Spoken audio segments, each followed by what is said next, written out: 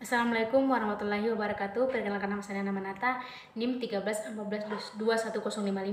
Baik, di sini saya akan mempresentasikan tugas manajemen kearsipan yang berjudul mempraktikkan dan penataan arsip. Langsung saja A, yaitu menata kerangka penataan arsip sesuai sistem yang dipilih. Menata arsip dengan baik agar mudah diakses dan dipergunakan oleh orang yang berhak menggunakannya. Menata arsip yang baik bukan sekedar membuat daftar arsip guna penemuan kembali arsip, tetapi juga mengolah arsip menjadi informasi yang mencerminkan keberadaan, tugas, dan fungsi penciptaan arsip. Selanjutnya B, klasifikasi sistem subjek, kronologis, wilayah, nomor, abjad, gabungan sistem. 1. Sistem subjek. Sistem penyimpanan arsip ini digunakan untuk menyimpan arsip yang dikelompokkan berdasarkan jenis masalah yang sering terjadi. Oleh karena itu, sistem yang sangat cocok diterapkan bagi instansi pemerintah atau perusahaan yang sering berhubungan dengan keluhan pelanggan. Yang kedua, sistem nomor. Sistem penyimpanan arsip ini biasanya digunakan oleh ini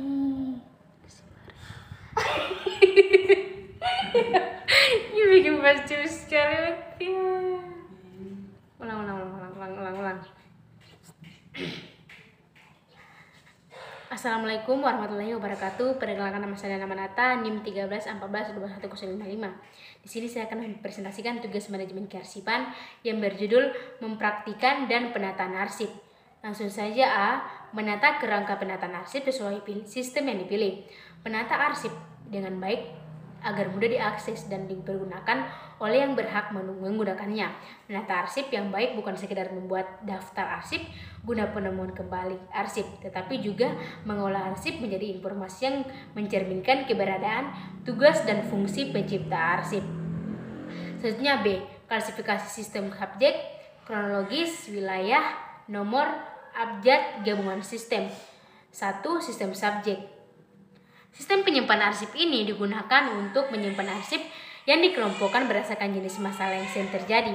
Oleh karena itu, sistem ini sangat cocok diterapkan bagi instansi pemerintah atau perusahaan yang sering berhubungan dengan keluhan pelanggan. Selanjutnya 2. Sistem nomor.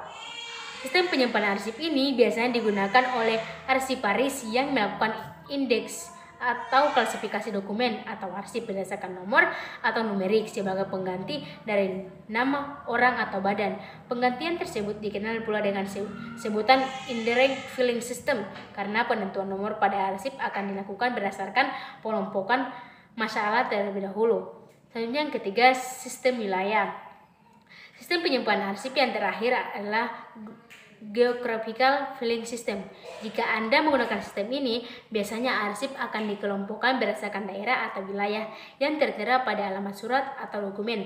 Nantinya dokumen akan diklasifikasi menurut kelompok atau tempat penyimpanan berdasarkan kota, daerah, atau negara dari dokumen berasal dan tujuannya. Selanjutnya, sistem abjad. Berbeda dengan sebelumnya, sistem penyimpanan arsip berdasarkan abjad biasanya menggunakan metode penyusunan dokumen yang dilakukan secara berurutan, mulai dari arsip berawalan huruf A sampai dengan Z dengan berpedoman pada peraturan indexing. Selanjutnya yang kelima, sistem kronologis.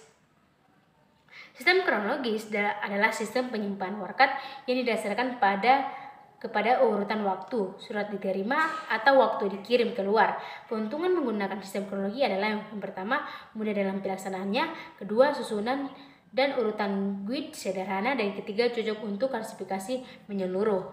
Selanjutnya, sistem gabungan. Asas gabungan adalah pelaksanaan pengelolaan arsip dengan cara menggabungkan antara asas sentralisasi dengan desentralisasi. Asas ini digunakan untuk mengurangi dampak kerugian yang terdapat pada asas sentralisasi dan desentralisasi. Selanjutnya C. Praktik mengindeks nama orang, nama perusahaan, nama subjek atau masalah pokok soal. Nama orang. Pertama itu nama tunggal. Nama tunggal adalah nama yang terdiri dari satu kata diindeks sebagai nama itu sendiri. Kedua, nama orang lengkap, 2 kata. Jika 2 kata, maka kata yang dipakai indeks adalah nama belakang, kemudian nama depan. Selanjutnya yang ketiga itu nama orang lengkap, 3 kata. Nama lengkap terdiri dari 2 kata diindeks menjadi urutan sebagai berikut, yaitu nama belakang, nama depan, dan nama tengah. Selanjutnya nama perusahaan. Nama perusahaan atau organisasi diindeks sebagaimana ditulis dengan kepala surat atau merek dengan tertulis. Selanjutnya yang kedua, nama perusahaan dan yayasan yang digunakan nama orang sebagai salah satu unit dari nama tersebut, yang dijadikan unit pertama adalah nama orangnya, dan nama orang tersebut diindeks sesuai dengan peraturan mengindeks. Dan yang ketiga, nama perusahaan yang terdiri dari nama angka sebagai bagian dari nama perusahaan tersebut diindeks dengan cara mengganti angka dengan huruf sebagai satu unit. Selanjutnya lagi, indeks subjek pokok masalah, di mana indeks subjek yaitu suatu daftar kata kunci yang disusun menurut abjad sesuai dengan nomor kontrol yang berkaitan dengan surat. Dan yang selanjutnya berarti menafsirkan bahwa masalah surat warkat yang akan disimpan dan mencocokkan dengan daftar kualifikasi, kemudian mencatat pada kartu indeks. Selanjutnya D, praktik mengkode dengan sistem alfabet kode, numerik kode, dan alfabetik numerik kode. Selanjutnya yang pertama, sistem abjad. Pada sistem penyimpanan arsip ini merupakan salah satu sistem penataan berkas yang menggunakan metode penyusunan berdasarkan abjad secara berurutan dari A sampai Z dengan berpedoman pada peraturan mengindeks. Yang kedua, sistem nomor. Sistem penyimpanan arsip ini merupakan sistem penyimpanan warkat yang berdasarkan kode nomor sebagai pengganti dari nama orang atau badan, yang disebut juga enriching filing system karena penentuan nomor yang akan digunakan memerlukan pengelompokan masalah terlebih dahulu. Selanjutnya E, praktik menyusun kerangka penataan sistem penyimpanan arsip ke dalam box file. Yang pertama pemilahan, kedua pengelompokan, yang ketiga pembuatan daftar arsip, yang keempat pembungkusan dan penurunan arsip, yang kelima penataan arsip dan box, yang keenam pelabelan, yang ketujuh penataan box dan roll rack atau rak, yang ketujuh tahun penciptaan. Baik, itulah presentasi dari saya. Lebih dan kurangnya saya mohon maaf. Wabillahi taufiq wal hidayah. Wassalamualaikum warahmatullahi wabarakatuh.